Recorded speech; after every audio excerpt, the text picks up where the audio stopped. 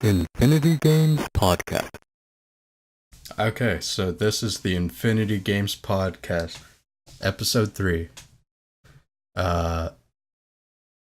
We have a guest. Hi. All the guest. Not all the guests, Say, only one say guest. your name. I'm Kari Von Lickenstein. Just call me Kari. We planned on it.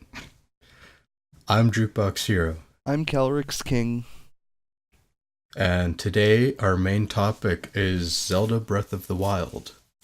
Hooray. We're gonna start off with our 2 segments, games we've been playing and mechanics workshop. And then after that, you've been warned, all the spoilers. So if I find a comment on this video and it's like, "Oh, you spoiled things for me," I will find you. And I will spoil the rest of the game. I'm gonna comment spoilers.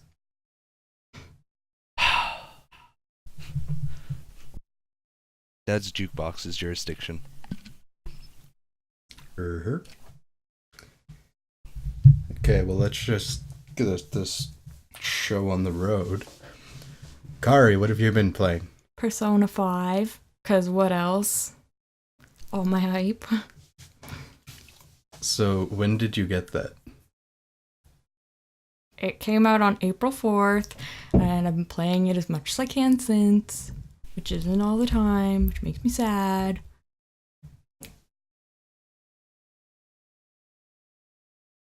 Kelryx? I've been playing a whole lot of Dick All. I've been doing a lot of like running around and stuff lately. But pretty much just Destiny like before. Dual Links, not so much lately. And I got a new little app on my phone that I played maybe for about a half an hour, and it's interesting, but it's called Light Apprentice, by the way. Should have prefaced, but oh shit, I forgot to check it out. yeah, right? Well, it's like, I remember when I was in junior high, I found these old books, and they played out like a Dungeons and Dragons RPG. Like, you'd be reading the book, and the whole first part of the book was, roll for stats and all this other stuff, just like a D&D game. And then,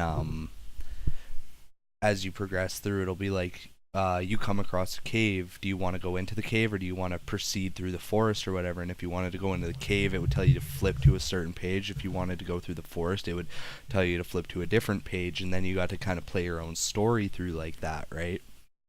Choose your own adventure. Exactly, but it was a book, so it was really interesting. And of course, like, I was like 10 or 11. I didn't, have dice or the, patience to actually do one. So, but then I found this little phone app, and it plays pretty much the same way, right? Like, the first thing you get the option to is it's a little like Undertale. It tells you can either kill the enemy, you can either attack and kill the enemies, or you can just defend and then run away and avoid them and whatever, right? So I was like, well, I don't like doing this, but I'm a pacifist, root it. And so far it's a very linear game. There's not much for exploration as far as I've gone, but I'm still on just like the first 30 minutes of the first chapter. So I mean, the other chapters cost a few dollars a piece to buy. So yeah, whether or not I decide to do that, I don't know. The game first came to my attention I found it on Steam, actually, and it was $15, and I was like, I can't justify spending that. And then I found it for free on the Google Play Store. But I mean, you only get the first little bit, and then you got to dump the cash into it to proceed. Which, I mean, if I beat the first chapter and I enjoy it enough, I don't really have an issue spending, $7 for the remainder of the game or whatever. But It really depends on the game, though. it does. I mean, like, that's the pay-to-play model. Mm-hmm. And, like, Super Mario Run did that. Yeah. And that's like one of the most expensive kind of pay-to-play games I know of. Yeah, so chances are I won't bother buying the remaining chapters, but I mean, if I beat the first one and I had a fun time, like, so far it hasn't held my interest. It's an interesting concept, but I'm not like just raring to get through it. Like, I'm sitting on the couch and I'm watching a YouTube video and I'm a little bored and I'm like, screw it, I'll play Light Apprentice for a bit, and I play it for 15, 20 minutes, and I'm like, all right, I think I'm good. I don't want to kill my battery, right? Like, Yeah. it didn't do what like Duel Links and stuff does to me, where I'm like, no, just 10 more gems, and then I can buy more packs. Like. Just gonna play this till they're all the people in the overworld is gone. Yeah, exactly. And then you reach that point, and then it's like, oh, I'm just gonna do some PvP. Yeah, but it's like, well, the guys are back. I might as well get rid of them again. Yeah, exactly.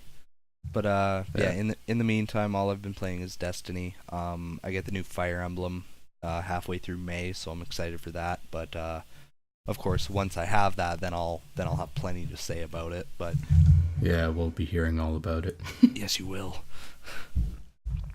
So, I haven't really been playing anything either. I did do Duel Links because I kind of do like a daily thing with that. But I've been watching Kari here play Persona 5, and I really like it. Saying that as someone who isn't actually playing it and who hasn't played any of the previous Persona games. Or even like Shin Megami Tensei for that matter. Yeah. I remember I tried to play Shin Megami Tensei 4. Like I stole it from my brother because he just had it laying out, and I was like, fuck you, it's mine now. So I took it, and I played it for all of, I think, 15 minutes, and I immediately wasn't a fan because I can't stand games where you're just so underpowered in the beginning. I hate games where like every freaking battle at the beginning is a horrible challenge. Like, I play the game and I'm getting my ass handed to me, and I have no healing magic, I have no items, I'm barely doing any damage, and I'm just like, how is this fun? Did you start on like expert mode or something? Nope, I started on normal. I start on easy. Yeah. It depends on the game for me. Most games I don't like starting on easy, but depending on the game, sometimes I will, just for the sake of not having to fight to get through the story, I start on easy so I don't rage quit. Fair. Knowing that Shin Megami Tensei 4 was on the 3DS and kind of when it came out, I assume that it would be using like the Etrian Odyssey model of game.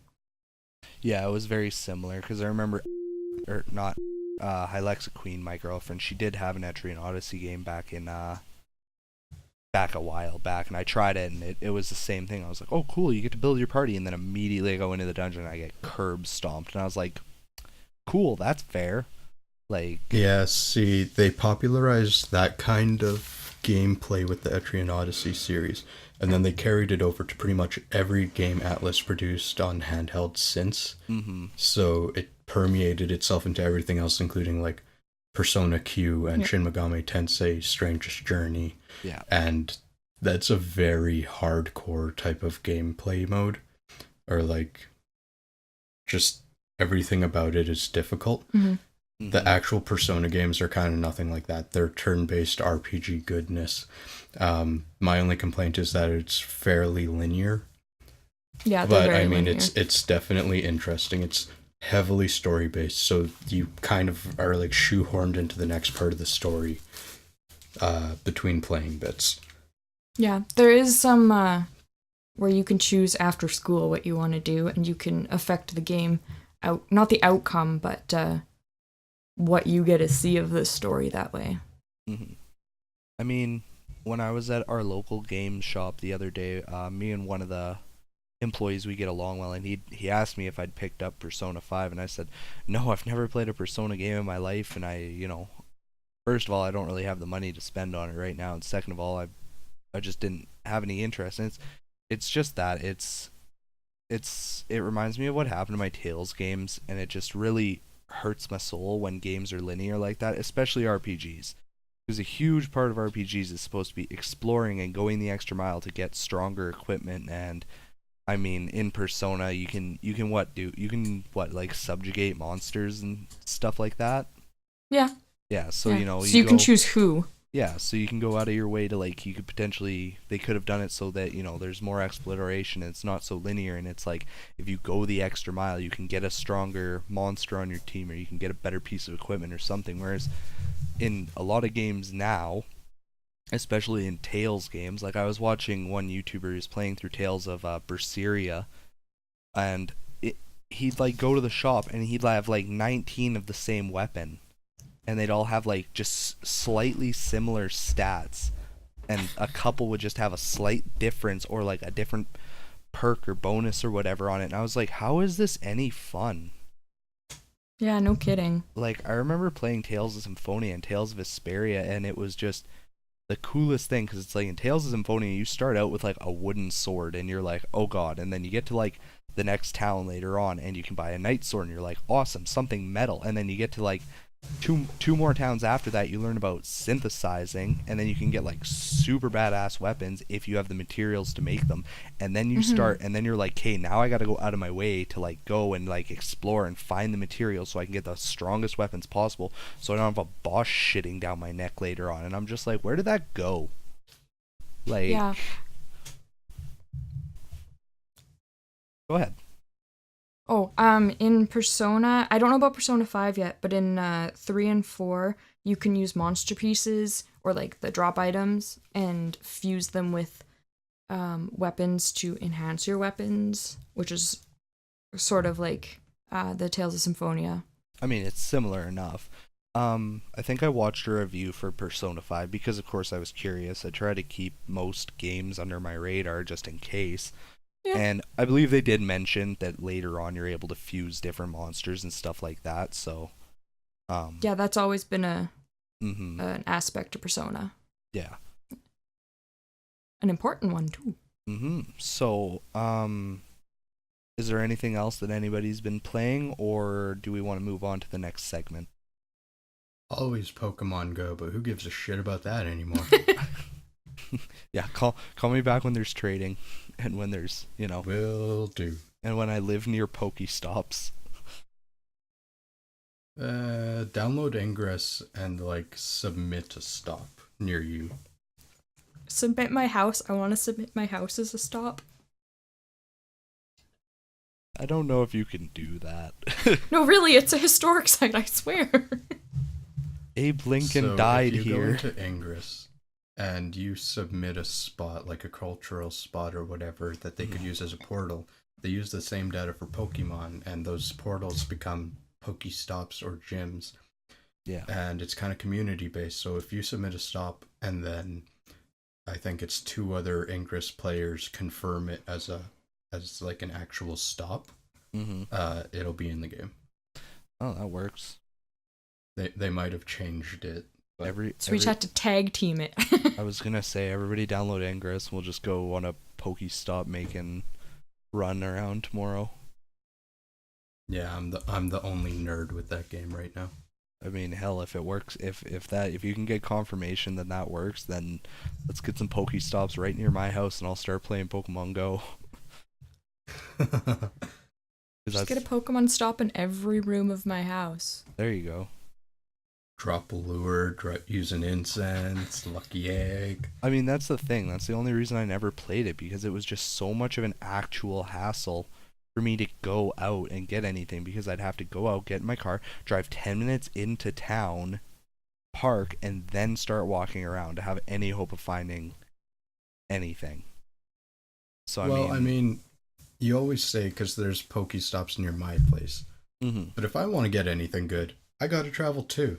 So it's less of a hassle of having to get out. It's just the fact that you have to get out. Well, and that's a hassle. I mean, like, even if I traveled or whatever, it's, the benefit for you with Pokemon Go is because you have the stops right by your house, you can at least go and stock up on Pokeballs if you need. But if I want to do that, then again, I'd have to drive 10 minutes into town just to chill at a Pokestop for however long and just collect a few Pokeballs, right? It's just a waste of gas and a hassle, because it's like, anybody listening could argue, well, why don't you just walk or ride a bike? I don't have a bike, and I live I'm like a 40-minute walk away from the closest Pokestop, so fuck you. Sucker. Yeah, so that's why I would drive, because I'm a lazy fuck, and I'm not walking 40 minutes just for a fucking Pokestop. That's the point of the game. No, the point of the game is to catch Pokemon, and I've had ass luck with that. The coolest thing I caught was a Scyther in my room. Well, I don't have one of those yet, so Hooray, I'm winning at something. Scyther's pretty badass. yeah. All But right. you know what? We've talked about everything we've played and haven't played. So how about we go into our second segment, Mechanics Workshop. I love my mechanics workshop. Let me grab my wrench. Hey Jukebox, cue the music. Mechanics Workshop time. And we're back. Yay! I love the music. So this is the segment where we discuss a game mechanic, the differences, the evolution of it, and just as many aspects as we can think of across games. So we contrast and compare a game mechanic between different games. I love how the mechanics workshop is actually going, because it's like Jukebox has like full reign over like older games and how mechanics were like first implemented and stuff, and then I get to come in with all of like my super modernized gaming, and I'm like, look at what this has actually ended up becoming. And I can just complain about you damn whippersnappers. Y'all whippersnappers with your interwebs and fangled I cell take offense phones. to this. Good. I'm older than both of you. Double good. This is true. So, the mechanic we're going to be discussing this week is jumping. Something as old as gaming. Boing. Almost. Something I was terrible at in high school. Weren't we all? No one really explained the triple jump to me. Triple jump was So bullshit. they were like, yeah, it's a hop, skip, and a jump.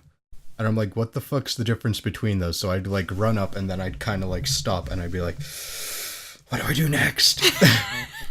Yeah, I know. I can. And they'd be like, figure- hop, skip, and jump. So I just like big strides, 3 steps. And I was like, hey, good. I mean, technically it counts. That's literally you could literally just like run, jump, and then take 2 giant steps, and it would technically count. Yeah. As long as like you jumped, landed, stepped, and then before you took your next step, your other foot was off the ground, so it technically counted as a jump, then it counts.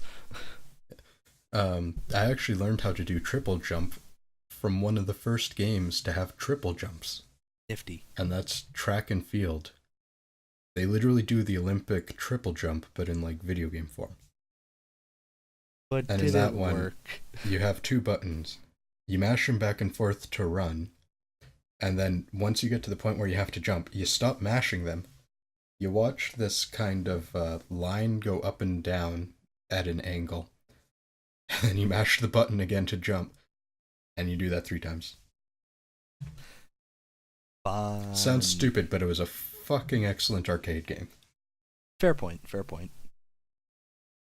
So I kind of wanted to talk about the evolution of jumping a little bit. Because when video games first came around, you had like Pong. Yep. And then you had like whatever was on the Odyssey, and most games were just arcade, and they kind of evolved and eventually got released on the Atari 2600. But jumping wasn't a common thing. So the first game to have, or at least popularized, a jumping mechanic was Donkey Kong. So Mario at the time was called Jumpman, because he didn't have a name, but he jumped, which was a big fucking deal. And in that game, you just jumped over barrels. So rather than just moving back and forth or having a button for shooting, all of a sudden you could move and jump. So it completely changed how games were played, because it adds a whole nother dimension. So you're moving on X, and all of a sudden you can go in Y. Yep. Which, for the case of Donkey Kong, all of a sudden you can jump over barrels. So rather than them just having the hammer, they were able to have you jump over the barrels and be stationary in the Y-axis and smash the barrels. Lots of people think that Mario Bros. Was the first side-scroller. But there was a game before it in 1981 called Jump Bug, which was the first game to have side and vertical scrolling gameplay. And it was the first smooth scrolling platformer with a jump mechanic. And that was released in 1981 by Rockola, which is a company that made jukeboxes before. Hey. And nice. I try. Yes. But Jump Bug was truly the first side-scrolling platformer that had jumping. Mario Bros. Was the one that popularized it, of course. And when Super Mario Bros. Came in, they had jumping not only as a mechanic of itself, but as an attack, which would be another mechanic. So you could use jumps to do more than just move vertically. You could move vertically and kill an enemy. So, I mean, very short period of time between 1981 when Donkey Kong came out and 1985 with Mario. But in 4 years, they kind of revolutionized the jump like 2 or 3 times. Yeah. It's kind of crazy to think of just like how Nintendo introduced Super Mario Bros. And also the first time of jumping being able to be an attack, right? And I'm just amazed at how right they got it. You know what I mean? Because it's like, how many times have we watched game reviews? Like, again, we'll go back to like the nerd just because he's a great example for, you know, things done fucking wrong. And how many times has he reviewed a game and talked about it, and the jump mechanic is just the god awful worst thing in the entire game? Even with some games where the jump is supposed to be your main form of attack, or at least a supposedly air quotes viable form of attack, and it's just not. It's just the most god awful thing ever, and it's just like I just can't help but go back and be like, how did they do it so well with Super Mario Bros. When that was the first ever time that jumping was a freaking attack, and they knock it out of the ballpark? You guys have had how long to study this? You're pumping out games on like the Super Nintendo and shit, and you're still fucking it up. They lacked the magic that Nintendo has. Yeah. Like, if you've seen like the graph paper drawings when they were first developing Super Mario Bros., they spent a lot of time finding the trajectory for the jump and then building everything around the jump. Because, I don't like doubt I said, it. you're not just x-axis, you're y-axis. So now you have things you can jump on top of or jump into. Yeah. Yeah, I don't doubt at all that they spent an enormous amount of time on it, because that's just it. They're releasing a game where it's like, how are we going to kill enemies? You have fireballs, or you can jump on them, and it's like, I mean, I'd imagine the fireballs were a lot easier to code to the point of it hits something, it dies, as opposed to having to make sure the hitboxes were correct and making sure that, you know, you didn't that for the most part, if you jump on an enemy, then you're not going to get cheesed out and get hurt in return. Because, I mean, it glitches once in a blue moon. I've been shrunk by a couple of jump kills, and I'm just like, really? Yeah, where you're like 1 pixel off. Yeah, and I'm just Damn like, pixels. okay. I'm just like, oh yeah, that's just perfect. Like, no, that's fine. It's really weird to me how, like, back in the day when they were trying to learn how to jump, I mean, there was games like the Mountain King or whatever on Atari 2600, the most bugged game ever, where you could just like jump for fucking ages. There's that. Pitfall, where like you could jump over a certain area, and then there's Mario fucking just evolutionizing the fucking jump at every game. Like, even in World, he does a spin jump, and then in Mario 64, you have triple jump and jumping in 3D space, and like backflips, and Mario 2 had crouch jumps and all this other shit. But like, nowadays, most 3D games, the jump just feels the same. Like, you jump in one direction, you just move in that direction. Yeah. It's like realism. How dare my like, video even games back in be the day- realistic? Yeah, how dare they?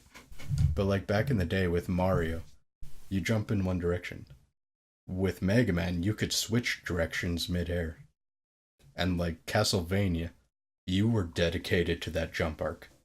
Like, if a fucking enemy flew in your way, you were just like, oh, I know I'm gonna hit it. It's just fucking coming. I can't do nothing. Castlevania was definitely... They made the jumps as realistic as possible, because that's how it is in real life too. It's like, if you jump, you're dedicated. Unless You mean have, you like, can't turn around mid-jump? I mean, if you can jump high enough and you can stay in the air long enough, I'd imagine that you could probably reorient yourself somehow. But, I mean, not to the extent of Mega Man. And then, to make myself feel better about Mega Man, I just tell myself, I mean, he's a robot. I wouldn't be surprised if he has air jets on him, kind of like how space shuttles do, just so he can kind of reorient himself. That's what I tell myself, and it makes me feel a little bit better about the bullshit that is the jumping. Okay. And then, I mean... So, why don't you two bring us into the modern age? I'll let Kari start. Well, one of the games, when I think of jumping, I think of Okami, because I played it so much, and jumping's a huge deal, and, you know, running around as little wolf, you know, get bored, so I just jump around, and I remember replaying the game, and I don't have double jump, and that drove me up the fucking wall, because there's places you have to go back to double jump up to, and, you know, I like jumping. I don't know, maybe it's just me. I would just run around and jump. That reminds me of when I played Spider-Man 2 way back in the day. It literally, like, I rented that for like a week, and all I did for a week straight was like swing around the city.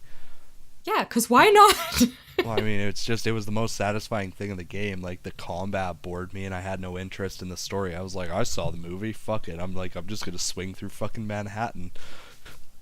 Well, the Okami gameplay and story is fantastic. I don't know, I just like jumping. It was more entertaining sometimes than running. I know, I get that. It's like an Ocarina of Time where you, like, side jump across the fucking Hyrule Plains. Oh. Yeah. That fucking noise. So how you said that when you like start a new game you don't have the double jump. So now my question is, how does Okami double jump?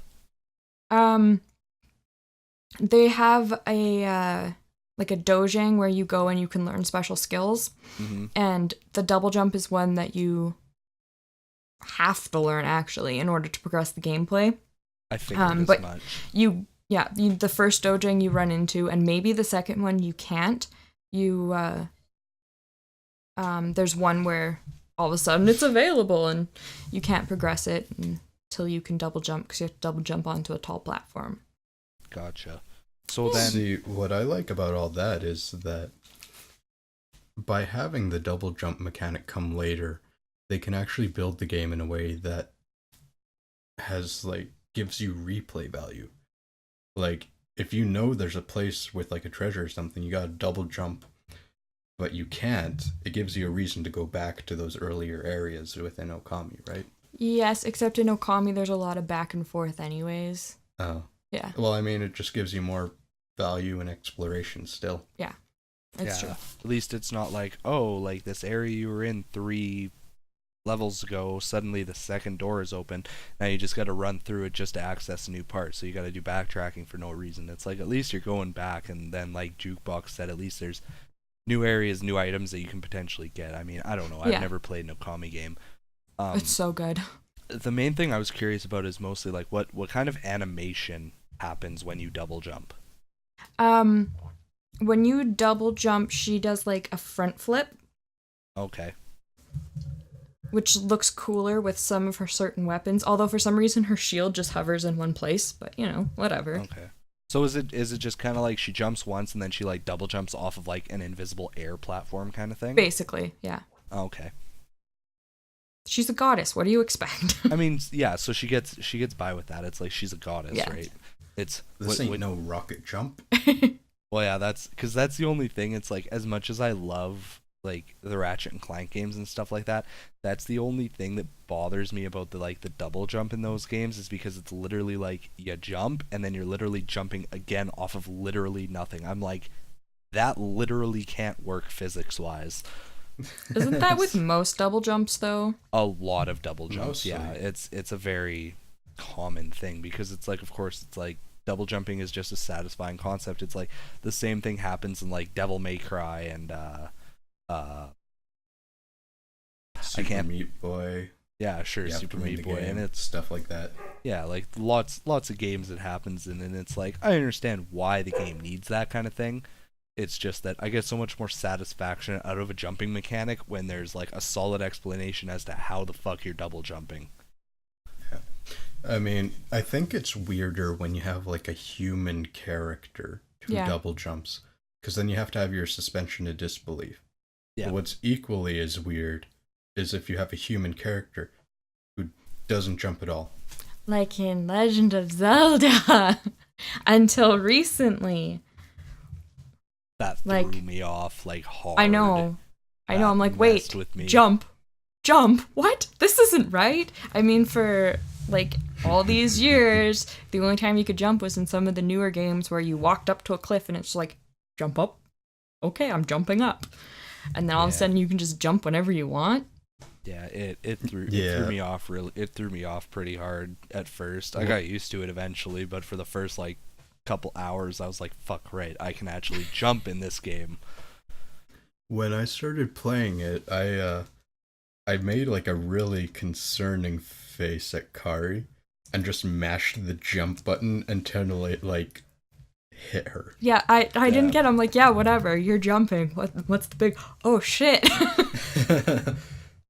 This is Zelda. You're not supposed to be able to jump. Link doesn't know how to do that. Yeah, I was losing my goddamn mind. Yeah, I had a blonde moment. Okay. Did you have any other games to talk about, Kari? Going back to Persona 5, because the Persona games, they don't have a jump mechanic because, you know, they don't need it. Mm-hmm. But in the opening sequence of Persona 5, you have to like run up to the end of a platform and then you hit X and you jump. And that's really weird to me because that was never a thing, but it's been a huge factor in the game so far. But again, I can't jump whenever I want to. It's only in certain places. It's a little weird to me, because unlike Ocarina of Time, where you know you reach a ledge, she's going to jump from it. You get to the ledge, and then if you have the choice, you can press X to jump. It's like two ends of the spectrum with like Breath of the Wild, where you can jump anywhere, and Persona 5, where you can only jump where they allow you to jump. That happens a lot in the Tales games as well. It's like there are lots of parts where like your characters are blah blah blah. Words are hard. Yes, they are. Where your characters are shown to be incredibly nimble. Like there are lots of points throughout all of the different Tales games where your characters are like scaling cliffs or like jumping off sheer cliffs and all of this, and then it's like you'll get to a point in a dungeon where there's this like little mound of dirt and you can't walk over it or anything, and I'm like, are you fucking kidding me? You can jump 20 feet in the goddamn air, but you can't take one large step over a frickin' like over a small like lifted up part of the ground. And it's just stuff like that that gets me. It's like, I understand it's for the sake of making it so that you have to explore and backtrack and stuff, and it works out just fine. It's just one of those things, right? You're just like, are you fucking serious right now? Like, oh no, I'm in a dungeon, suddenly my athletic abilities are fucking shot. Like, not how it works. Again, I'm just gonna tell myself that like you walk into a dungeon in those games and the gravity is like 10 times more extreme, so you just can't jump. That I'm just gonna tell myself that. Of course, game logic. Yes. Or game e-logic, you know, whichever. They both work technically. Did you have a third, or was it just the two for you? That was basically it, yeah. Okay, so in that case, then the two more modern games that I picked out are Kingdom Hearts 2, and then I'll talk about the second one after. But and it's mostly, I picked those mostly because, like Jukebox was talking about earlier, I feel like they show a good way of how jumping evolves. And they're both very satisfying games as far as a jump mechanic goes for me. In Kingdom Hearts 2, how it plays out is, you know, you start the game and it's like, you know, same as any other RPG, like bare minimum. Like you have like no uber weapons, you have like bare minimum for skills and abilities and stuff.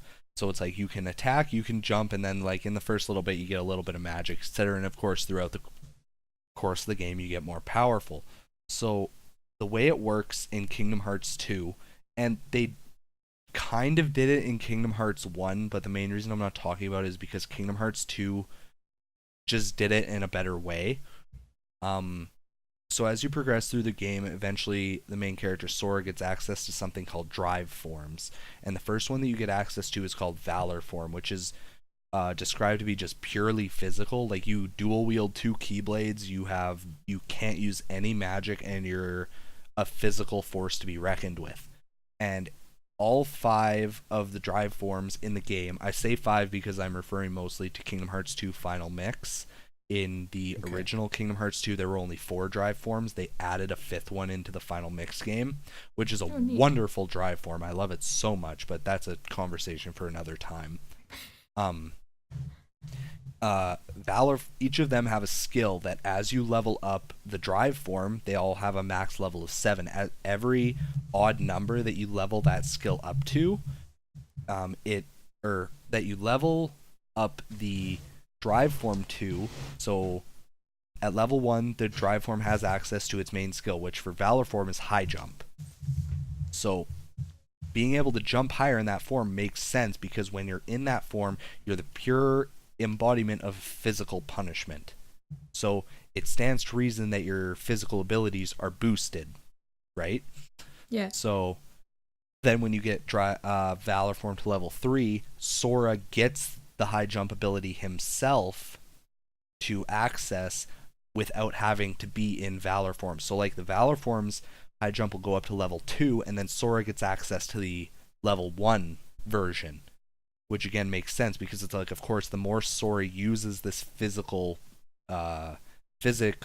boost type form, of course he would get more athletic over time, right? It's the same as like if you want to get stronger, lift heavier weights, right? It's so it works, it makes sense. And then the more and the more he uses it, to the point where I believe if your Valor form is maxed out at level 7, it has high jump max, whereas Sora would have access to high jump level 3. So when you're in Valor form at max level, you're literally jumping twice as high as your original bare minimum jump would allow. So it's quite an upgrade. And then later on in the game, you get access to another drive form called Master form, and that one is like a combination of the first 2, which are Valor form and Wisdom form. It's a combination of like perfect physical power and perfect magic power, so it's a combo of the 2, and it gives its skill is called aerial dodge, where it's like you jump and then you hit the jump button again as like a double jump mechanic, and Sora will do this little like spin move in the air, and it'll give him a tiny little bit of extra height. And again, that one's more of a video game logic one, as like, again, you're already in the air, how do you just suddenly fucking spin 360 and get a little bit of momentum out of it? But I have pretty good suspension of disbelief with Kingdom Hearts because of literally everything else in that game. Well, feck you. But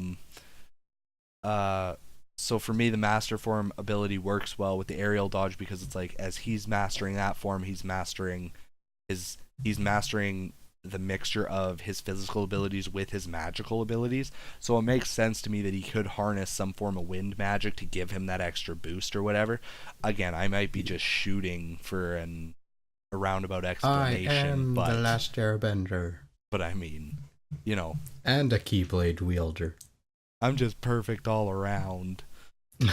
But I mean, so I very much like the jump mechanics in that game, because it makes sense to me that you're using you're changing into a form that boosts your physical abilities, and of course the more you use that form, the more your natural physical abilities will get boosted over time.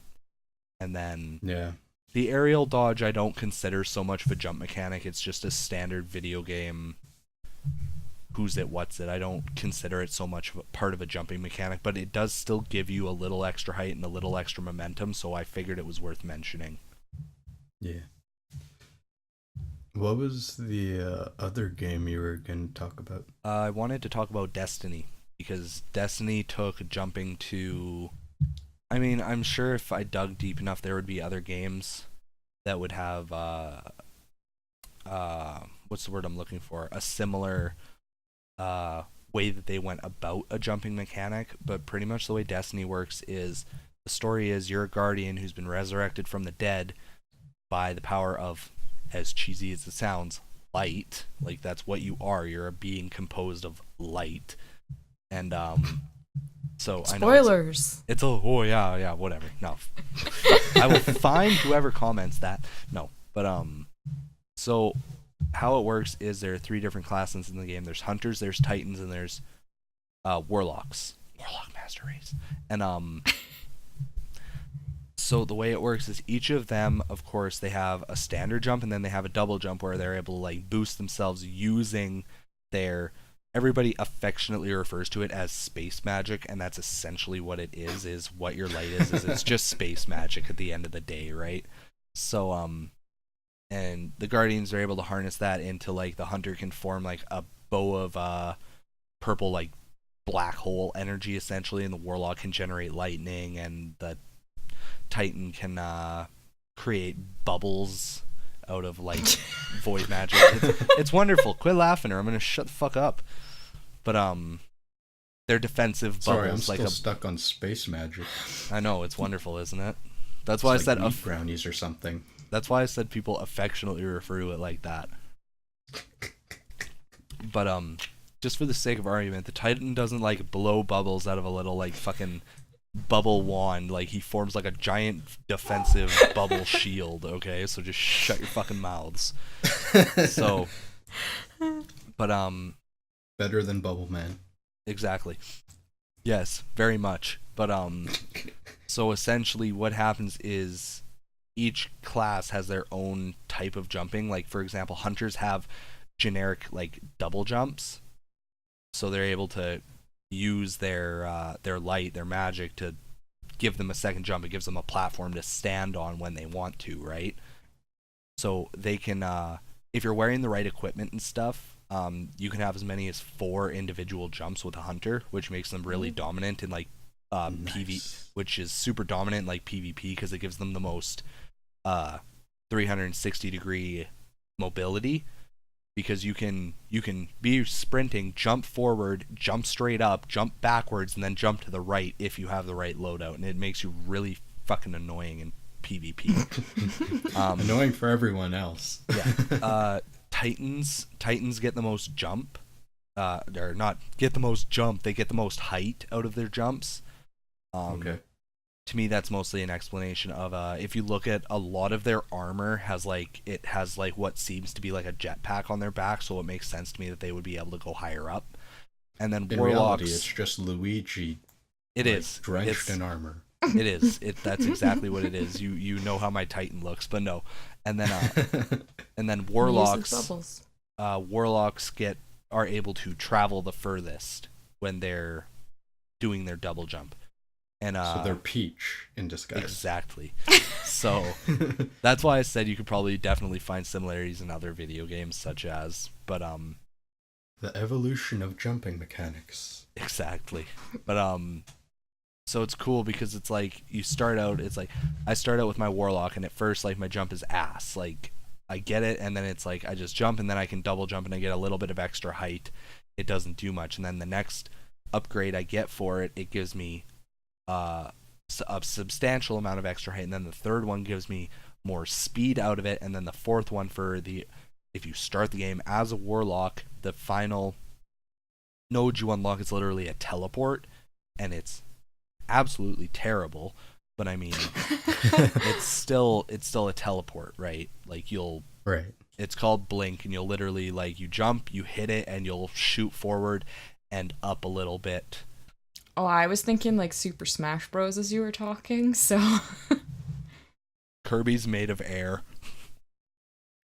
Kirby's a bubble. Exactly. But actually, one of the best advancements in jumping from Smash Bros. Is piggyback jumping. Or at least they popularized it. That's where like you jump off your enemy's head. you can do that? Yeah. Yeah, I didn't know that. I've done that in the new Super Mario Bros. For the Wii.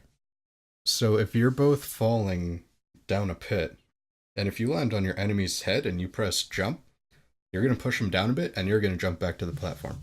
Nifty. Hot damn. I literally didn't know you could do that. People with strong edge game just fuck with that. Stupid competitive Smash Bros.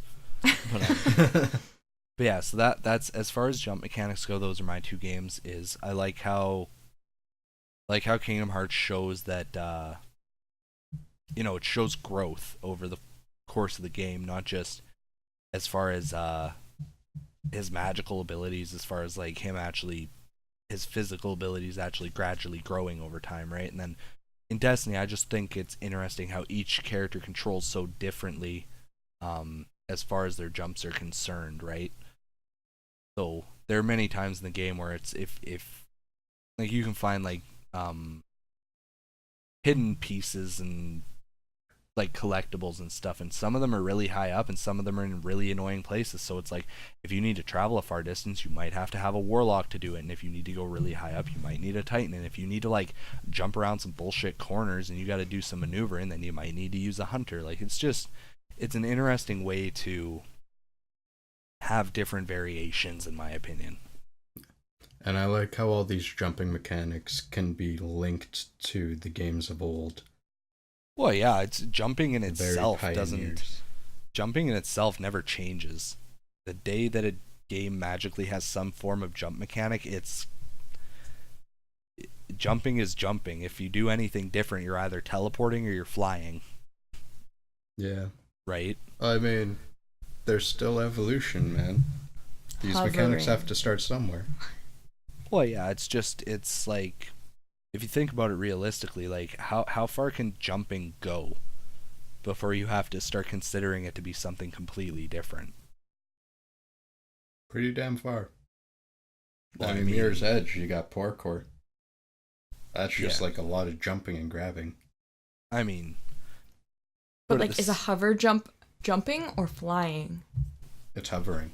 Right. So I mean, that's just it. It's flying. It's like the boost jumping in the new COD games. It's like they're boosting with the jetpacks and stuff. It's like, is it jumping at that point? No, it's flying. Right? Yeah. So, and I mean, you could argue that in Destiny, the only character who's actually jumping is technically the hunter, because all the other ones, they float and they hover and they fly. So I mean, argumentatively, Space magic. Yeah. So I mean, at the end of the day, then technically, yeah, the hunter is the only one who actually has a jump mechanic per se. But I mean, it's just one of those things. I get what you're saying. I think now would be a great time to get into our main topic.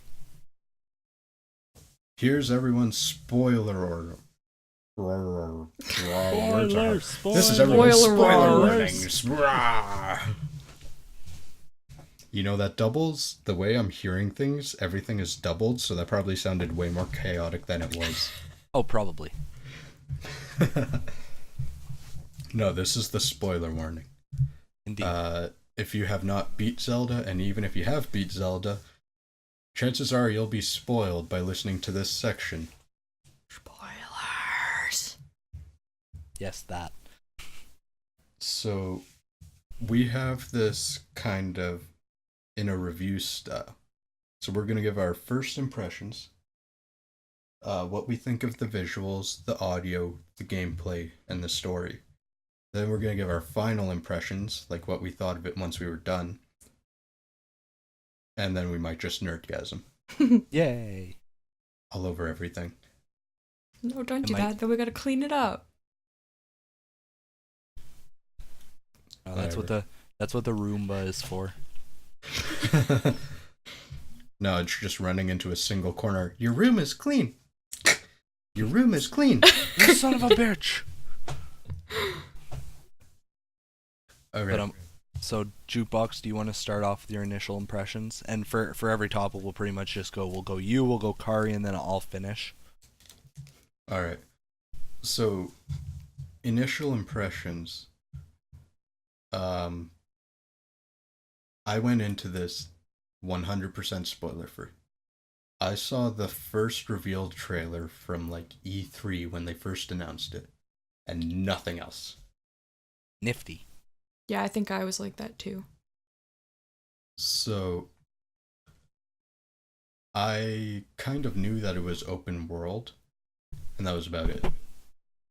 So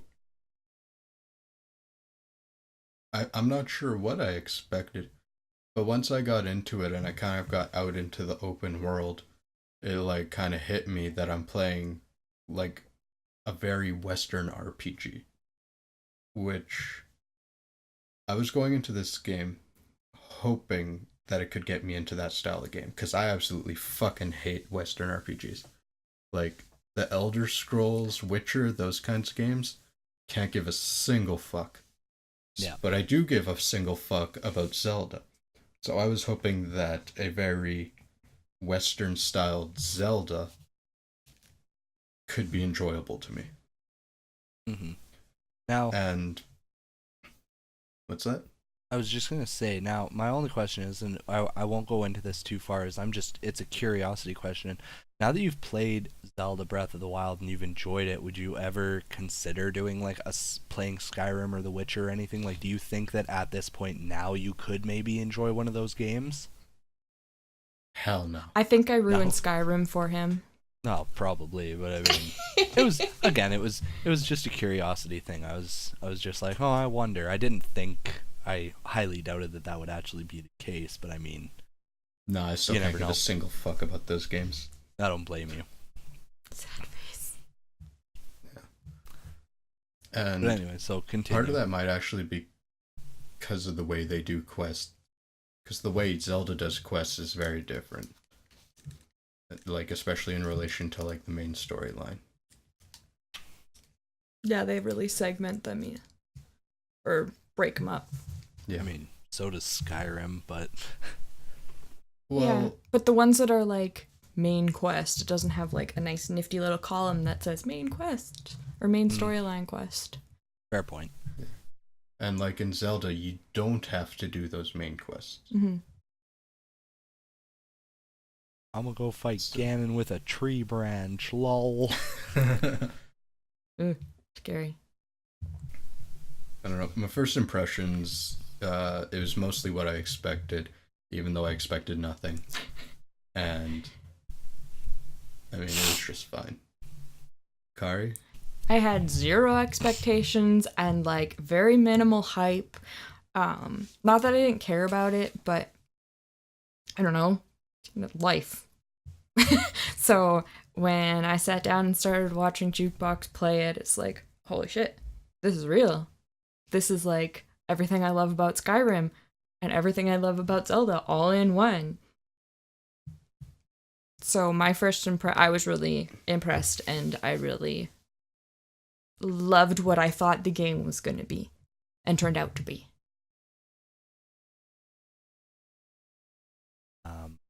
As for me, I remember seeing the very first trailer teaser ever released, which was Link, with his hood, riding on a horse that wasn't Epona, and then I can't remember if a guardian came out of the woods or something, but then he like jumps off. It was a guardian. Was it a guardian? Then he knocks one of the ancient arrows, and then like that's where it ends, and you're just like, what the shit just happened? Why isn't he green? Why does he have like energy arrows? And you're just like shitting your pants.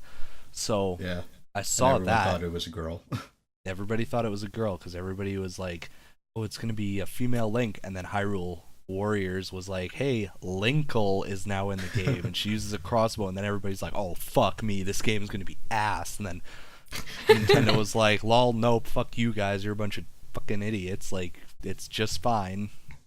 And then, like, I had hype. I had an average amount of hype.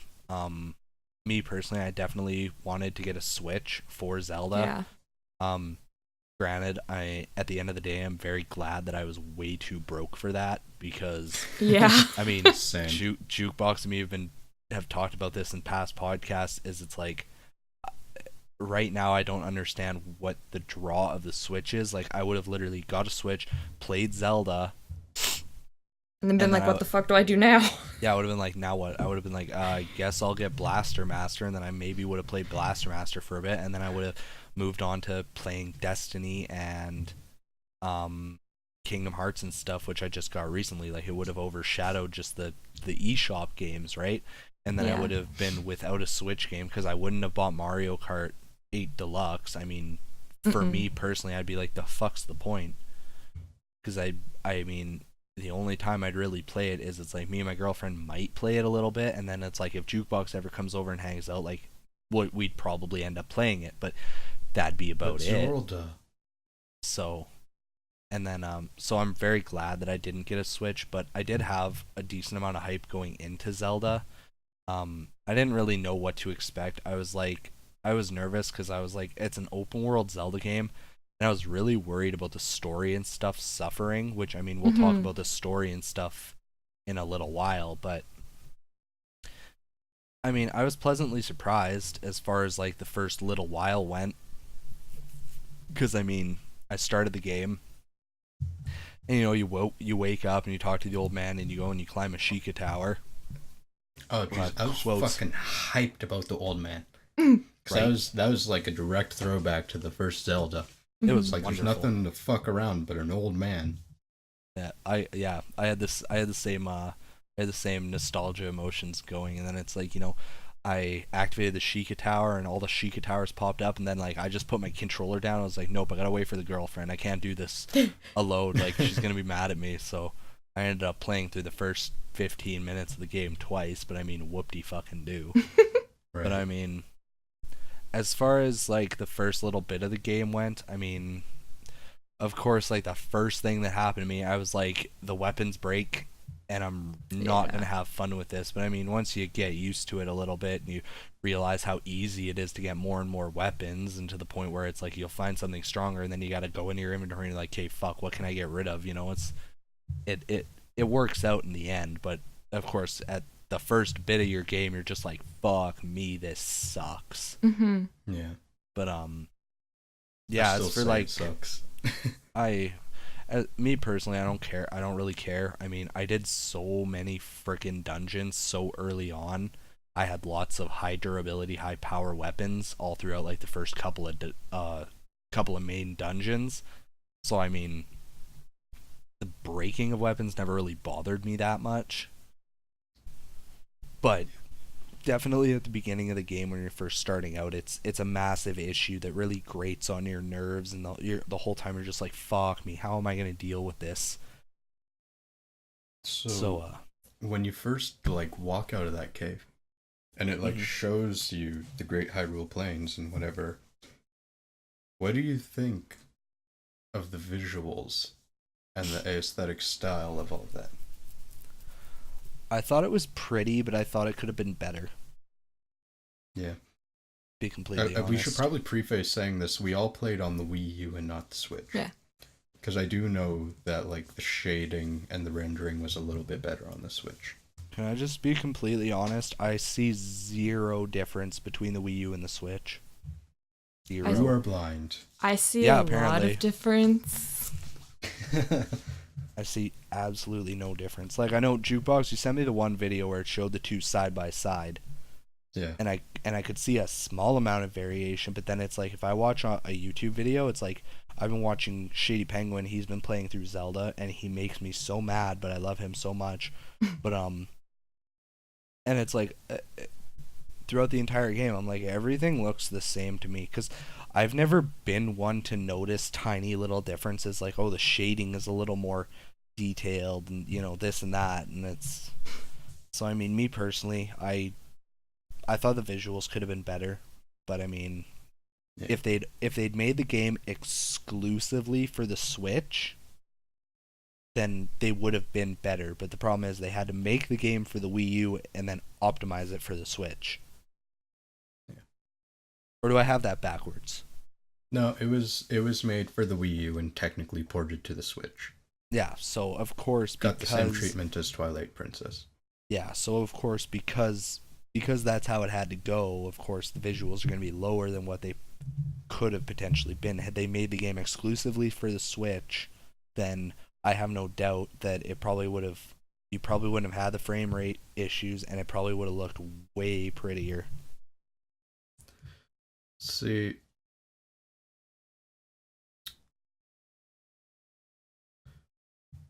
I don't know. Because I can't just explain that right now.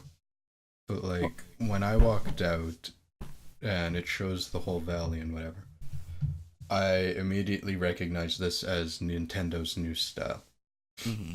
Even especially from like all their Nintendo Treehouse presentation type things, the directs, you can see in like the new Fire Emblem games and stuff, like they have the same kind of like coloring, cell shaded look. And I mean, I'm very okay with that because it's not cell shaded like Wind Waker. Yeah. But it's also not super detailed like Twilight Princess. Because I feel if the world was as detailed as Twilight Princess, with better textures and whatnot, of course, I'd feel too much like I was walking through some generic Skyrim land or some shit. Yeah. So, like, it has its own distinct style, which I like. But one of the things I like least is their use of mountain ranges, because we know Hyrule is mountainous.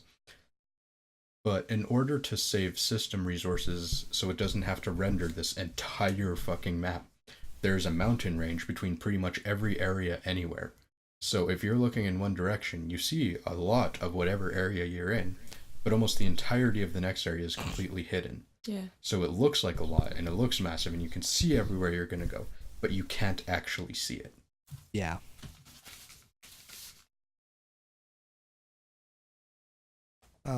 Well, in that, then, or did Kari comment on what she thinks as far as how it looks and the visuals? Not yet. Okay, well, you go ahead then. As a color guru, I appreciated the amount of color and the brightness of the color. I found, like, I didn't play Skyward Sword, but I found Twilight Princess to be very dark, color-wise. Not everywhere, obviously, but a lot of it. Mm-hmm. So I was really happy with how bright the colors were, and they had a depth without, like, excruciating depth, and they were happy. And I like happy colors. They well, definitely found a good medium shadedness between I definitely feel like they went kind of the Wind Waker route, because Wind Waker is both very bright, and also when you're in like dungeons and like the what's it called, the Forgotten Forest, Lost Woods. The Lost Woods, or the I was thinking that main like prison island thing that you go to or whatever. Oh. Yeah, I can never remember what. Got it. Yeah, I can never remember what it's called. But it's like when you're in there in Wind Waker, it's like it's dark and it's gloomy and it's, you know, it works. And then as soon as you're out on the open sea and stuff, it's like vivid colors everywhere. Yeah. And I definitely feel like Breath of the Wild did something similar, because it's like when you're in the Divine Beast, it's like it's not. I mean, certain points it's very bright, but then in like when you're in the Elephant Van Ruda, it's more gloomy because like there's like rain clouds in the sky, so obviously there's not a ton of sun. But then when you're in Van Meadow, the bird, it's like you're high up in the sky and it's like everything's lit up, right? Like it's super bright. So yeah, they definitely found. Go ahead. I did find the atmosphere once you're, you know, actually at the castle to be overwhelming. Like, there was points where I'm like, I can't see anything. So. Yeah, I agree. The Hyrule Castle bothered me. Yeah. A little bit, especially because it's like, to me, they advertise like, oh, there's so many other ways that you can go up. Like, you can climb the waterfalls if you want, or you can run through the checkpoints and like fight the monsters and stuff, or you can you know, just run up the main pathway. And it's like, I found the only real way to do it is to run up the main pathway, because otherwise you're fighting Lionels and stuff and you're going to break all your freaking weapons. And if you try to climb up the waterfalls like I did, then you have to Like, the current's way too strong to swim, even with level 2 upgraded Zora armor, like full set of Zora armor. The current's too strong, so I tried freezing a path across with Cryonis, and then I'm just getting sniped out by the Guardians in the sky. So I was like, how are these viable options if you don't just have like an abundance of ancient arrows to kill anything that's possibly going to look at you? I didn't use ancient arrows. Yeah, I didn't use a single one in the whole game. Neither did I. I hate you both. I used lots. I didn't want to use them because they were such a limited resource. Yeah, I'm like, do I need these for something? Okay, I'm gonna save them. Never used them. I mean, I just went and made a bunch, and then I was off to the races. I had like 15, 16 when I went into Ganon's Lair, not counting the 6 that you find in there. Yeah. With Kari here, she actually took the waterfalls. I did? Oh, yeah. When I left, when I got the final memory in the castle, I left, and then I took the waterfalls to come back in. I had to use a few food items with extra stamina in order, because I never boosted my stamina at all. It was a little hectic, and I'm a chicken shit, so I like to stealth my way through things, so, alerting Guardians was a little terrifying. But I made it mostly all the ways up, and then I had to climb a wall because Guardians. I mean, you made it all the way up there with relative ease. Yeah. Like, it wasn't that bad. No, not as bad as the path with all the Guardians. Then I guess I just have like the worst fucking luck known to man, because every time I went in the water, immediately it was like beep beep beep beep beep, and I'm like, fuck me. Yeah. So I just got used to that beeping. I'm like, oh, one of these motherfuckers again. Oh, I was just a chicken shit. It's like, yeah, it's time to go to Hyrule Castle. Just kidding, I'm gonna do all these side quests now. Yeah. I kind of had to like force her to go there because Persona was coming up. Yep, I had to beat it before Persona. I had Persona sitting on the table unopened because I had to finish Breath of the Wild. Yeah, I was like, you're gonna finish this game, or you're gonna play Persona for the next like 2 months, and you're gonna come back to it, and I'm not gonna be able to talk about it. So, did we have any other comments on the visuals? No, I don't think so. Then we'll get into audio. I didn't notice the music as much. No, unless it was like they had to do a lot of incidental music. Mm-hmm. So like when you're climbing up Death Mountain, every once in a while it'll just start sounding really eerie with these high-toned piano notes and whatnot. Yeah. Those freaked me out. I would have almost appreciated not having that. Because I was so, like, into it. I can't think of the word. But, like, into the game. And then those high piano notes would come in.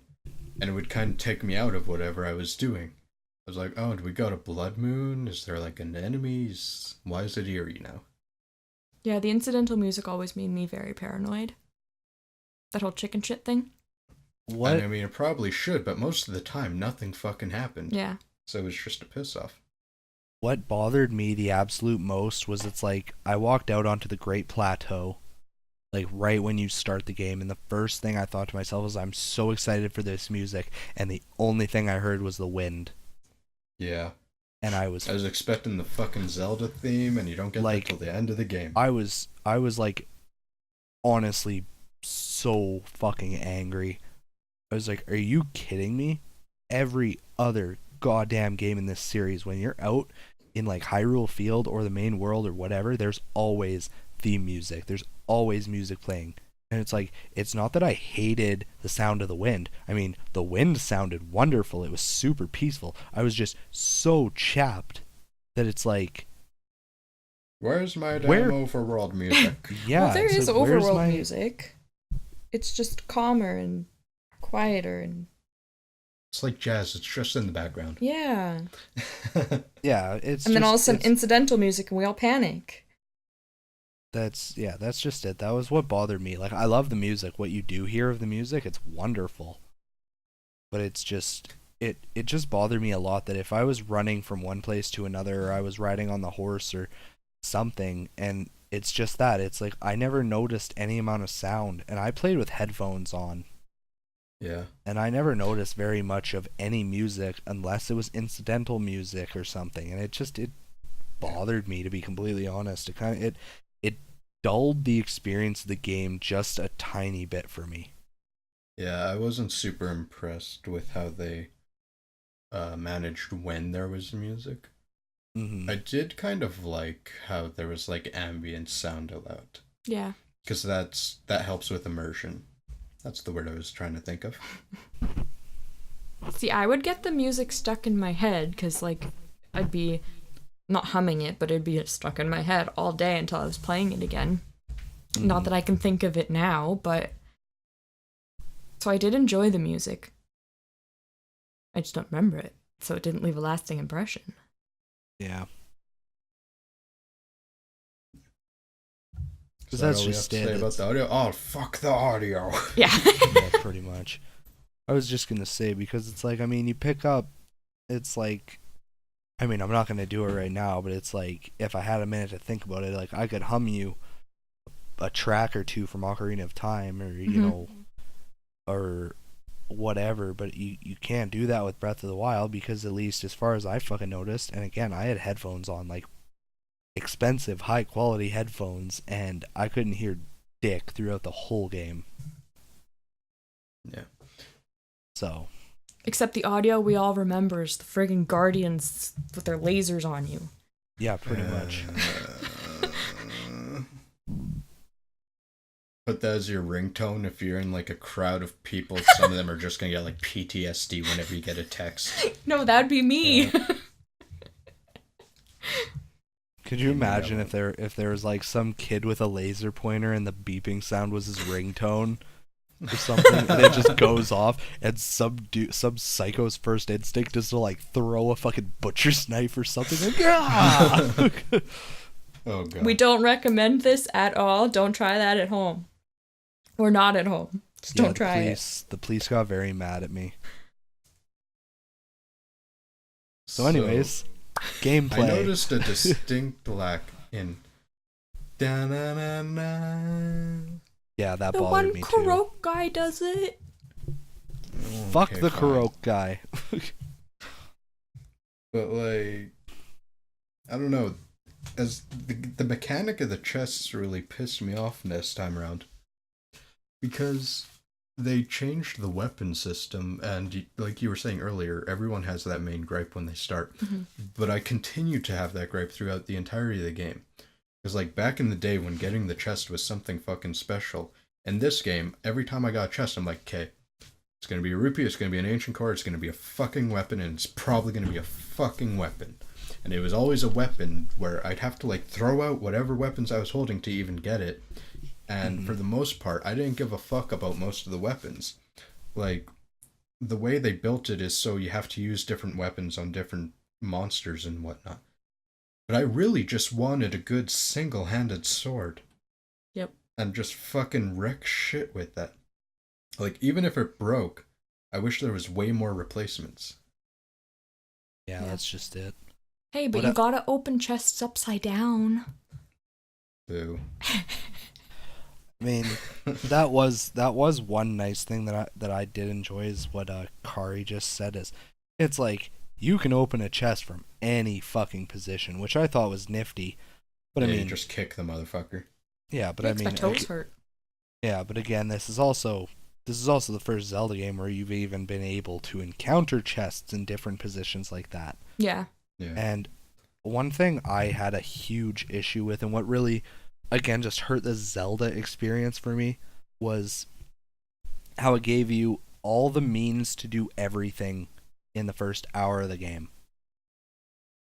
So it's like, in every other Zelda game, like, I still wish that there had been a little bit of stuff. Like, I wish they had included, like, the claw shots or something. Or I wish they'd included... Like, the cryosis and whatever is all well and good. Yeah, but I just I want a wish. fucking boomerang Yeah, that isn't going to break right away. like I just wish that we could have still had like 4 items, 4 whatevers that we could have got out of each of the divine beasts, because that just makes them so much more fun. Because I mean, let's be real, and well, I can't speak for you guys, but me personally, I didn't enjoy the boss fights in the divine beasts all that much. They weren't too bad, but they weren't like the best. But I don't know. They pissed me off more than anything. Yeah. Well, yeah, and that's just it. And because to me, what makes a successful boss fight and what makes the Zelda bosses so much fun is it's like you got a new item in the dungeon. It's like that's your key to defeating the boss, and you got to figure out how that's the key to defeating the boss really fucking quick if you don't want to get swept under the goddamn rug. Whereas in the divine beast, it's like, okay, he's shooting ice blocks at me, I'm gonna break those. This guy's making a tornado, I'm gonna throw a bomb into it, like, you know. And it was just it was mindless. It was literally like, use the appropriate rune that you already have to get him to the point of a damage step, charge him, beat the shit out of him, rinse and repeat. Like, it was just fucking boring in my opinion. Yeah. Thunderblight was like excessively difficult. The Witchblight, the Thunderblight. Yeah. Yeah, no, fuck that guy. He pissed me off. He made me. Yeah, you he made have me to mad. remember that you can use your magnetism to lift those things out of the ground. I didn't have an issue with that, because the first thing I thought of was, these are conducting electricity. They're metal magnesis. I'm a zap this bitch. Like, that one, I luckily got really fast. But for the Fire Blight, I don't know how dumb I am, but him with his tornado thing, I literally ran around and survived in that boss fight for 5 minutes before Darunia chimed in and he was like, see how he likes a bomb. And then I'm like, are you fucking kidding me? Obviously. Like, see, I didn't have much of a problem with that one. But like, I know when you played through, you used the runes like constantly, especially like over water. You'd always use cryosis to like freeze pathways pretty much. Yeah, man, I never swam I anywhere. never, ever used any of the runes. Ever. Like, Well, they were almost the most pointless thing ever to me. And I got through the majority of that game without using them, and the only times where I would use them was kind of like, I reach a gate that has like a puddle under it, and I'm like, oh yeah, I gotta use the cryosis. Yeah. Other than that, I mean, unless the game forced me to use them, I didn't fucking remember them. So when I got to the Thunderblight, it was like, use your magnetism. And I was just like, oh yeah, that exists. Yeah. Yeah. But I mean, still, I wish they hadn't copped out so hard. Like, because I understand, and also I do appreciate that they give you all the means at the beginning so that you can literally explore however you want. Yeah. And that is a good thing, but I wish there had just been a reward factor. Like, I wish that they had done that, but still had individual items in each of the divine beasts, so that if you start a new game and you're like, let's say you did Van Ruta the elephant, and then you did the bird, and then you did the salamander, and then you did the camel, right? Yeah. And let's say that the item you got out of the camel, you got the most use out of, and you were like, this would have been so useful throughout the other 3 dungeons, whereas the other 3 dungeons you don't really use the items, let's just say as an example. Then if you play again, you can beeline straight for that camel, get that item right away, and you can go on and have a blasty blast, right? Don't do the camel first. Don't do it. Yeah, no, don't do the camel Fucking first. Giga Clown. I highly don't recommend that, but Yeah, so what we discovered is, because you have to go through the Yiga clan's hideout before you can go to the camel. Mm-hmm. If you do that on the overworld, instead of just having these tiny little Yiga guys that you can like destroy in 2 seconds. That hide as travelers. Yeah, that hide as travelers. You get the giant motherfuckers that are like indestructible. Yeah. Yeah. So, do the camel last. Yep. I did the camel second. Ugh, I did it. Gross. I did it first or second, I think. Not first. No, I didn't do it first. I did it second. I think damn near everybody did the elephant first. Yep. Yeah. Well, it's on that side of the map where it like throws you to begin. Yeah. Yeah, so you It's just like, kind of go to progress normally. Kakariko, and then he's like the closest. Yeah. You're literally just like running around doing whatever, then all of a sudden it's like, oh, Link, and you're like, oh, what the fuck? Quit talking to me. I'm doing things. Right? So I mean, that's the only thing that made me kind of salty about the game, is it just took away from the Zelda experience. And it's like, don't get me wrong, I loved Breath of the Wild. I had a ton of fun playing it. Like, I couldn't put it down, but it definitely felt more Skyrim than Zelda to me, and that hurt me in the nostalgia factor, you know? See, Yeah. and that's why I really liked it, though, is because I love Skyrim, so it was Zelda, but Skyrim-y. I mean, I love Skyrim too, right? It's just, again, it's just one of those things, because it's like, I remember going from Ocarina of Time, whereas it's like the items that you get the slingshot, and then you get bombs, and then you get the boomerang, and then when you do the forest temple, you get the bow, and the bow is just like the greatest thing in the world. Yeah. And then it's like, so then you go through Ocarina of Time and you do the rest of the stuff, right? You get, the Megaton Hammer, blah blah blah, and then you play Majora's Mask, and you go to the first frickin' area, and you go to the swamp lands or whatever, and what's the first goddamn item you get? The fucking bow. Yeah. And I just thought that was freaking awesome. I was like, I get it already? Like, I had so much hype, whereas it's like, you get into Breath of the Wild, and then, it's kind of the same thing. It's like, oh, I have everything from the beginning, whereas every other game, for me at least, I'd play a Zelda game and I'd be going, and as soon as I walk into a new dungeon, the first thing that goes across my mind is, I wonder what item I get. Yeah. Right? Yeah. So we know, like, this game is extremely different, and they kind of broke all of the Zelda rules and made it very different. And earlier you were kind of saying how there isn't much of a reward system when you go into these the beasts that kind of take place of dungeons. But for me, the real reward was advancing the story, or at least getting to know everything from the story. Because if you really don't care, you can just skip right past the story. But if you want the story, oh yeah, for sure, that's your reward for doing things. That's true. Don't you get a weapon from each of the head of the villages, though? You get, like, the trident, the boulder breaker. They're not that great. No. I loved every single one of the specific weapons. The only issue I had was, it's like, you get them, and then the first thing you realize is, oh my god, they can repair them. They're, quote unquote, permanent weapons. And it's like, I broke the trident, and I go to talk to the guy, and he's like, oh yeah, I can fix that up for you. All I need is a Zora spear, a diamond, and this. And I'm like, are you fucking kidding me? Yeah, I broke the ceremonial trident that you need for one of the side quests, and I'm like, I can go get this fixed. And I'm like, fuck, I don't have another spear. What are you talking about? Yeah, and it's like, granted, I mean, Zora spears aren't too hard to get. Like, if you just run around on that mountain for 2 minutes, you can typically find a Lizzafuls that's holding on to one. But I mean, still, it was just that. I was like, don't advertise, hey, I can fix this weapon for you, when you literally essentially need to build me a brand new weapon. It's not like, hey, the shaft split in two, can you patch it back up? Like, it was just one of those things. Like, I got super excited about getting, decently powerful weapons that I could consistently keep, and then it's like, just kidding.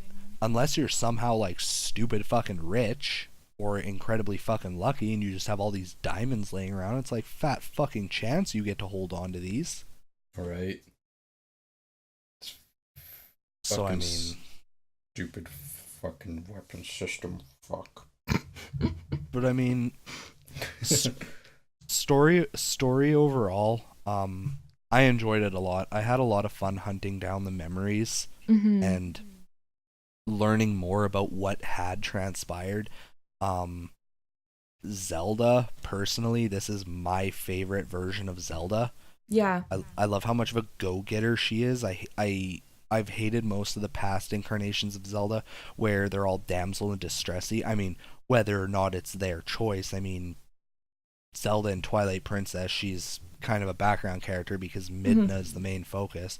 But I mean, in Skyward Sword, what is it? Damsel in distress. You're just constantly running around trying to find her, and Impa's being a bitch about it. And then in Majora's Mask, she doesn't exist. But I mean, in Ocarina of Time, I mean, okay, cool, she disguises herself as Sheik and runs around. But I mean, still.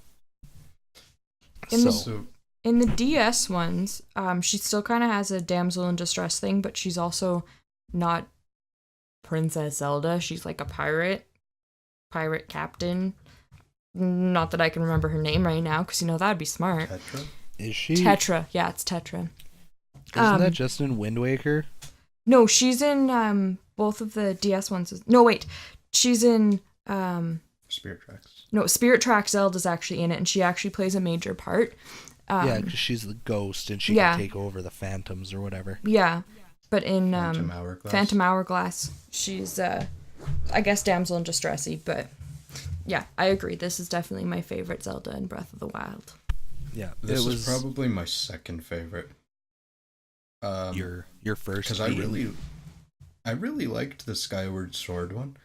I mean, I don't really did care too. about the damsel of distressy thing, but that was the first one to like give her a personality. Yeah, I agree.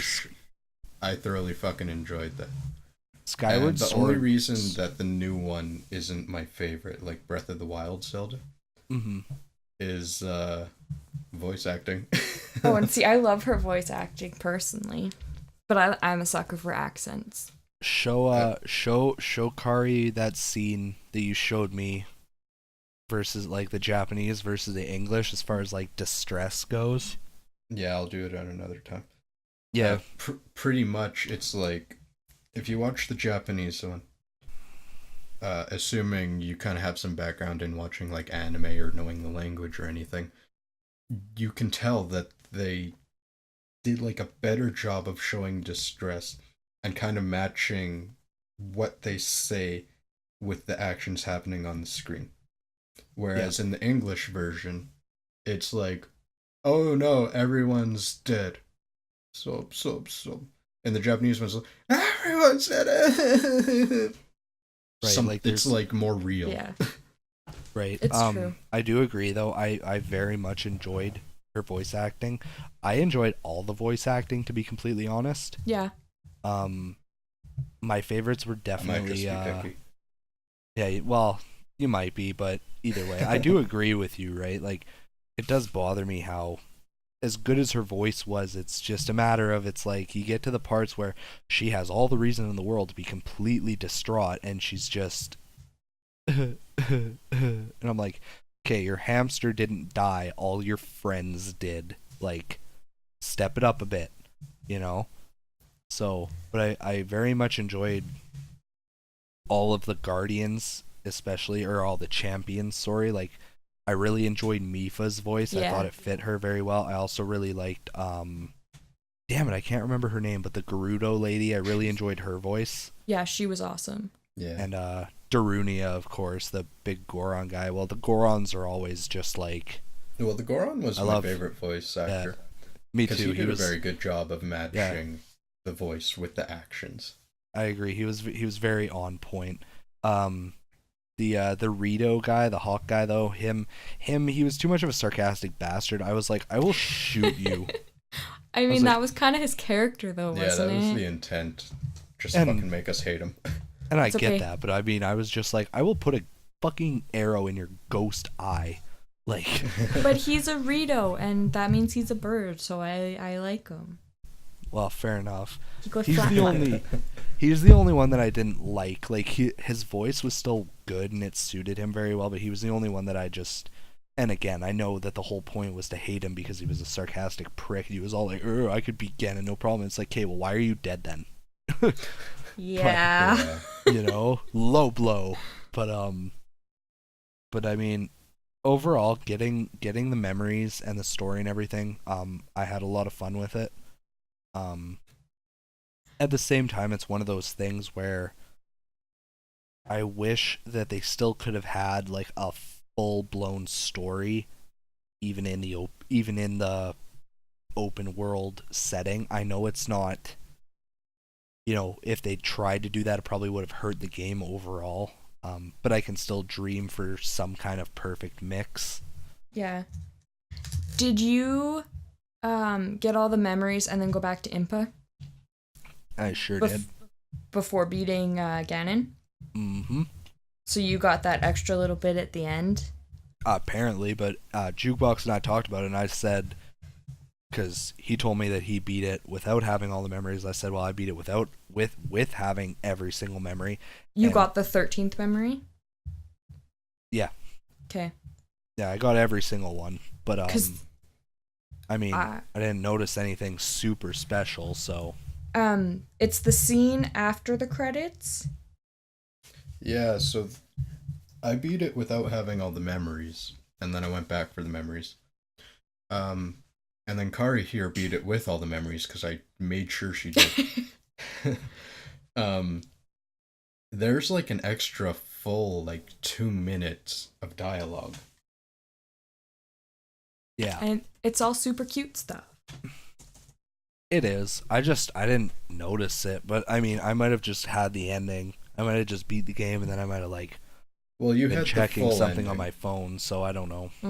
I mean, it wasn't what I hoped for, which was a big, I love you, Link, be with me forever. So, it was a little lackluster, but... I mean, they did that in Adventure of Zelda, The Legend of Zelda 2, so they won't be doing it ever again.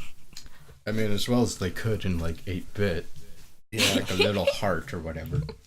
Do you guys want to talk about final impressions now? Yeah. I wish there was post game. I really do.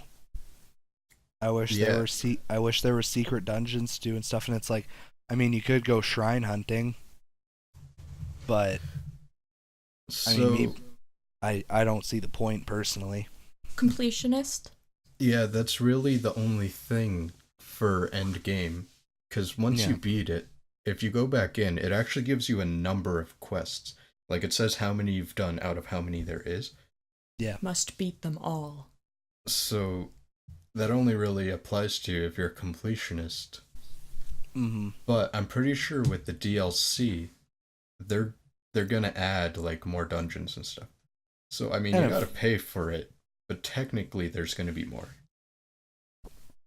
And of course, I did forget that DLC was announced and will be coming eventually. I didn't know there was DLC, so that's news to me. So there's gonna be quite a bit. Yeah, so once the DLC drops, of course I'll hop back into it. Yeah. But it's just again, I'll go back to Twilight Princess, for example, it's you beat the game or you get further into the game, and then it's there's still a lot of stuff you can do. There are the extra dungeons that have 50 individual floors and stuff like that. And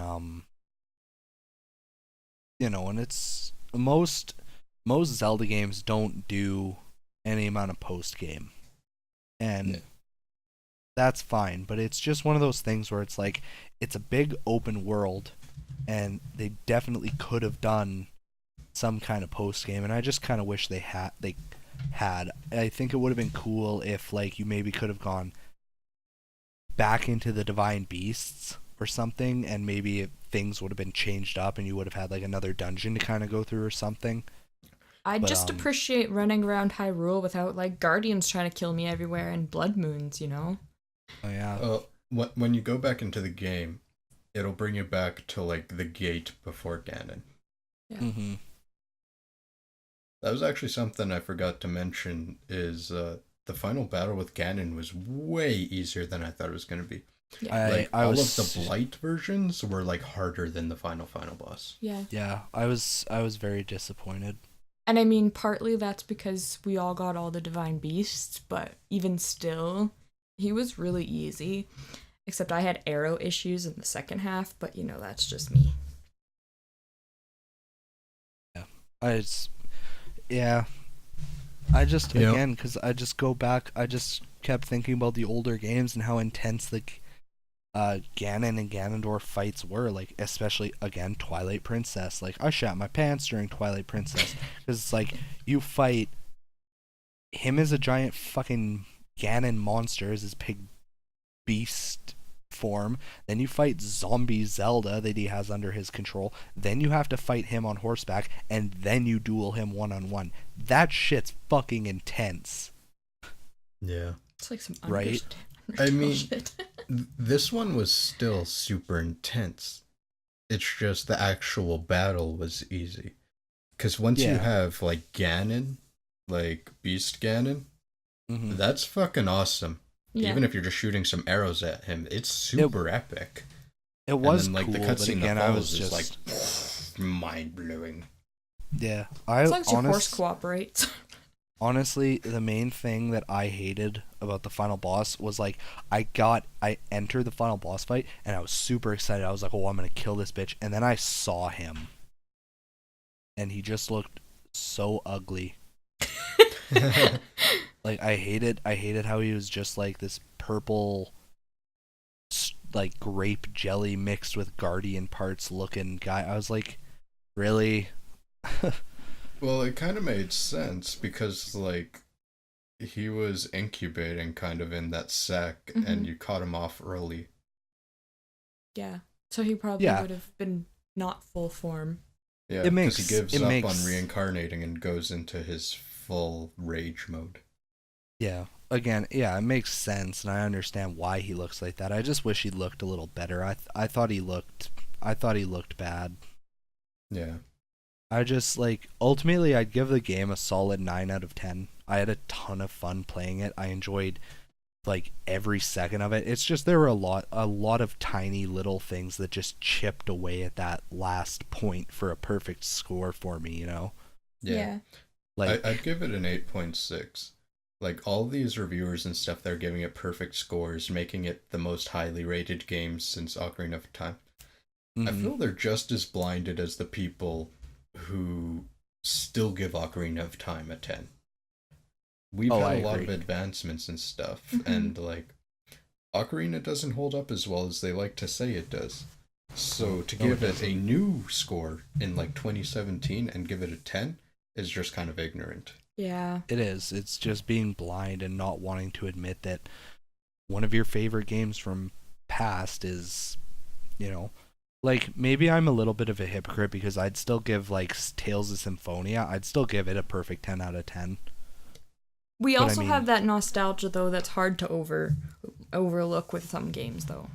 It is, but I mean, it's also just dependent on the game because for me it's like Tales of Symphonia, like the graphics could be a little better and the characters are a little choppy and all that, but it's like I mean it's almost fully voice acted. The battles are wonderful. Like the story is top fucking notch. There's a ton of exploration, like all this. It's just all the other stuff that overcomes the tiny little bit of bullshit, right? And a lot of games age very differently. Yeah, So, like, of course. Breath of the Wild, I'd give it an 8.6. That's fair. What would Kari give it? Oh geez. I don't know. I really enjoyed it, and I definitely, once I'm done Persona 5, want to go back to it because I do have that completionist part of me that wants to go and finish all the side quests and whatnot. But yeah, there was some issues, so I'd say around a 9. Yeah.